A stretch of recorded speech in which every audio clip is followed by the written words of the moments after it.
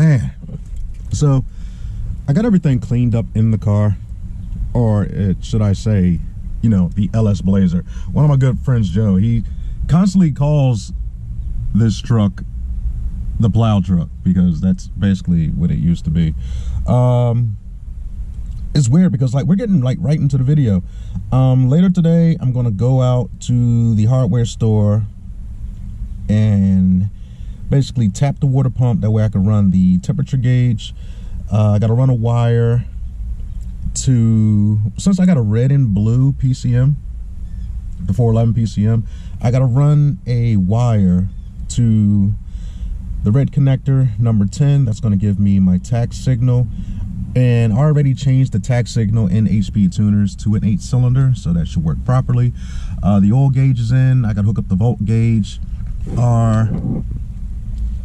Let's see here, make sure our wideband, fuel system primes. This is actually the check engine light too. People are probably wondering in the comments, like, dude, like this light is on over here, this light is on. Like, people probably wonder, like, if you don't need those LEDs, get rid of them. No, actually this is letting me know that the juice is coming in, and this one actually lets me know that the juice is going over to the starter switch, and this one here is my check engine light.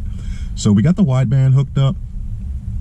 I took the cover bucket, if you guys can probably see. Show you guys here, because like when it rains and stuff like that, I use like a bucket to basically keep the water out. And once the oxygen gets inside the exhaust system, it's probably going to max out at like 20. You can see how like it's kind of going up, kind of, sort of. Just got to read properly. Come on, because I did not hook up the heater wires. I clean off the lens too of this camera. I didn't hook up the heater wires too. So basically the gauge is just gonna read once it warms up. If I leave it like this, it'll probably take like a minute or two. The next thing you know, it's gonna shoot like all the way over. But like, yeah, we're reading all oxygen here, buddy. So in today's video, I was already out at Harbor Freight. I'm gonna get back to that in a second. We're getting ready to install new front shocks here, and as I was cleaning up, spilled a lot of oil, so I'm definitely gonna have to get the oil up. Getting back to what I was talking about, I stopped at our favorite store. If you guys can probably see this, I stopped at our favorite store, Harbor Freight, and I was getting, like, you know, some dumb stuff like we always do. We go to Harbor Freight to get one thing, next thing you know, we're buying almost like $20 to $50 worth of stuff. And I walked past this and I looked at it, I'm like, dude, I can totally use that for like a turbo screen. And I see here, I should probably open it, there's like big mesh wiring inside of it, but if you look past the big mesh, you can see like a honeycomb type of, let me see if I can open this right now with one hand. Oh, I can't freaking childproof. Oh, that was easy. Childproof plastic. Oh, and another note too, once I get that in, I know I'm always a scatterbrain, I made basically a custom drive shaft loop. Okay, so I'm gonna nut and bolt that to the cross member. It's actually going to be going this way, and that's my drive shaft loop. All right, so anyway, back to, and I'm looking at this, I'm like, dude, I could definitely make a turbo screen with this. So this is going to be, today's video is going to be a DIY turbo screen, and this is what I was thinking. This is definitely what I was thinking. Like, look, I still have a leftover coupler from, you know, basically like 4 inches down to 2.5. Some exhaust clamps and stuff like that. Definitely got to clean out my, ugh. That's when I had a little boo-boo. Don't worry, the turbo is actually fine. I actually took everything off, re-inspected it, re-inspected the seals and stuff like that. I had a little accident of spilling something that I don't want to tell you guys, and it kind of got sucked up and had to clean everything out. All right, so anyway, I had an extra coupler, and what I was thinking was, because like when you go to get turbo guards, so it's kind of weird. Let me see if I can probably face this way. Now, when you go to get, the sun's probably definitely on my face here. Turbo guards. Let me get out of the sun. Now I'm complaining that the weather is nice. I just can't win. All right, turbo guards, or even turbo air filters, right? They're kind of restrictive. And in the back of my mind, in the back of our minds, us car guys and car gals, we always have that notion that once we get into like full boost or we're laying on it or something like that, we just have it in our minds that one day our turbo is gonna like suck the freaking air filter in, or probably like the little fibers is gonna gum everything up and we're gonna be out of a turbo. That's why a lot of people run turbo guards. It's some type of protection to keep like bugs and, I don't know, cicadas or something. We always say bugs, whatever, like small rocks and stuff out of there. Cool.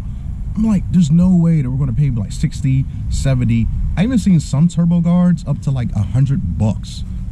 And then the way the supply chain demand is, or whatever it is right now, that little turbo guard that you probably paid like $60 for, you probably won't get to like 3 to 6 months later down the road anyway. It's like totally ridiculous.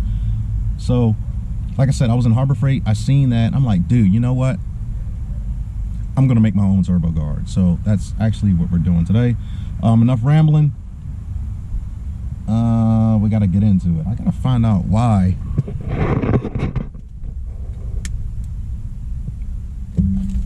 what, I've never seen that before. I've never seen that before. What the heck was that? All right, so now it's on 10. All right, guys, so let's get into the video. Yeah. That's actually today's video. Turbo guard. Like I said, I got the shocks. I'm probably gonna do the shocks. Put on my custom drive shaft mount. You know, safety loop, whatever you want to call it. But we're going to be doing a DIY on the turbo guard, so let's get started on that. So I gotta figure out how to basically open this thing up. It's kind of pointless because like I really don't need any of this, because we just want to get this. Oh look, there's 3 Phillips head screws in there. No, we're gonna do this the caveman way. That's what we're gonna do, because we don't need any of this plastic.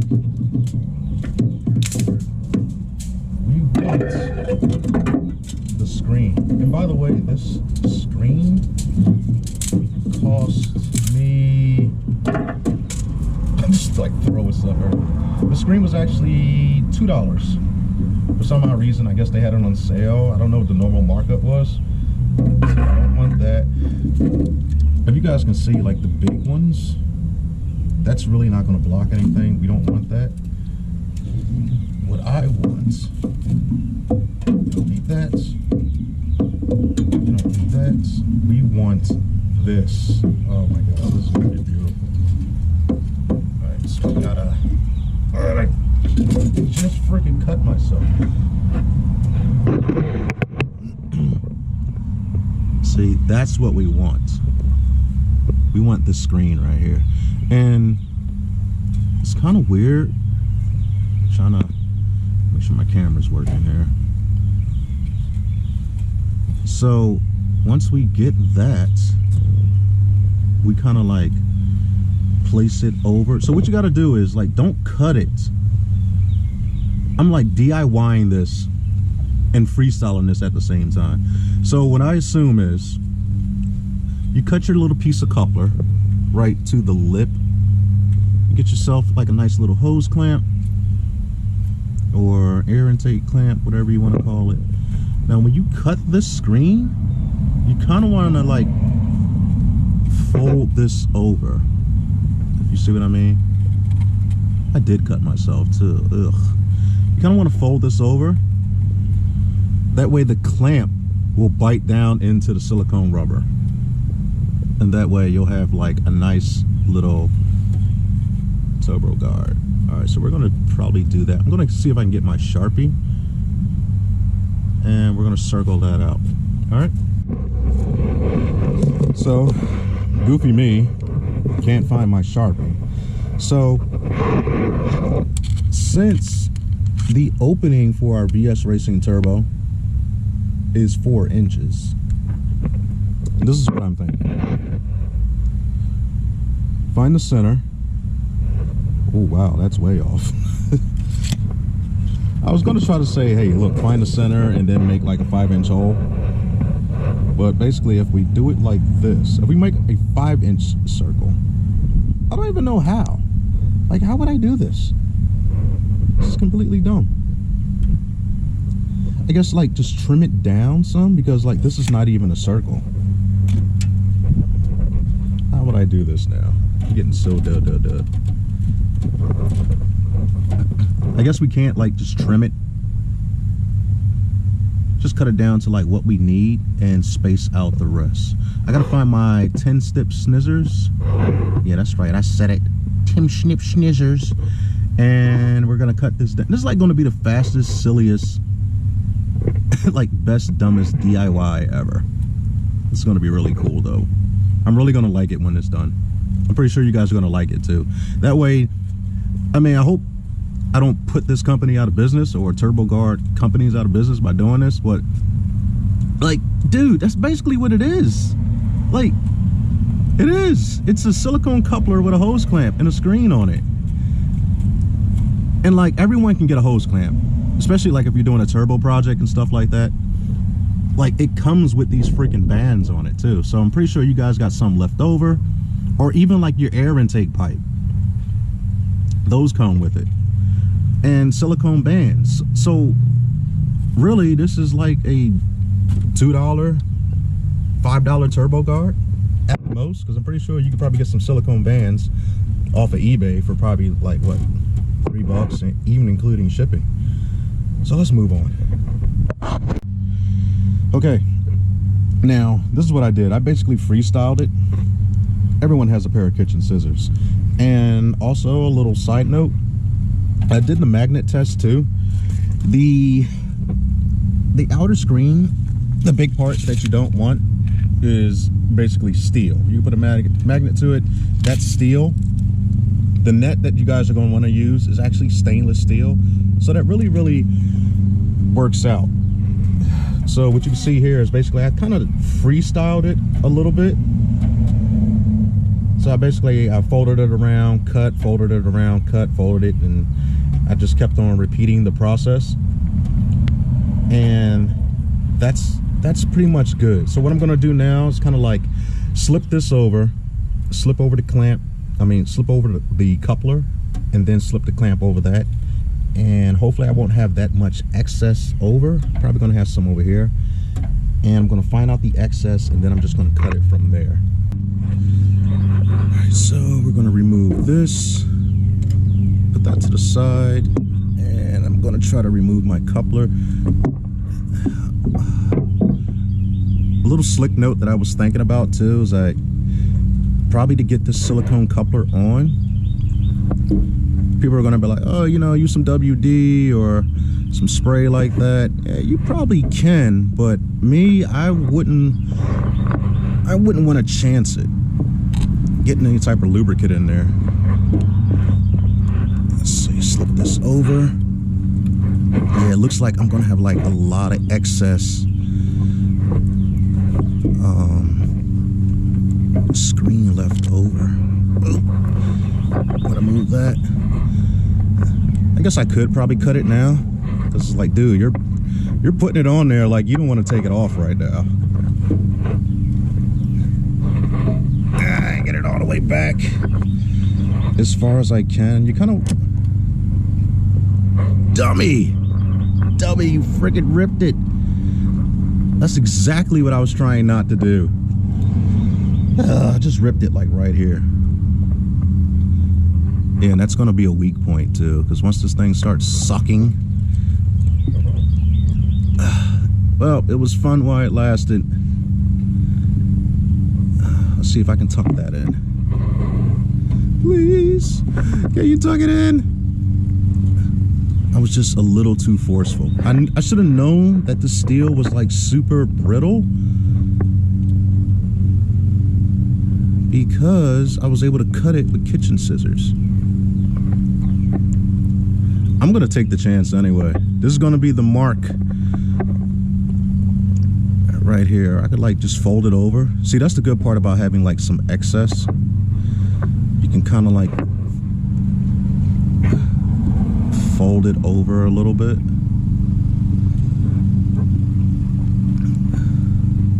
And that'll be good right there. I don't know.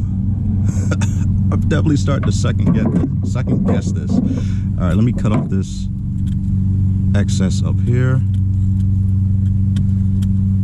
Hopefully that'll be like enough.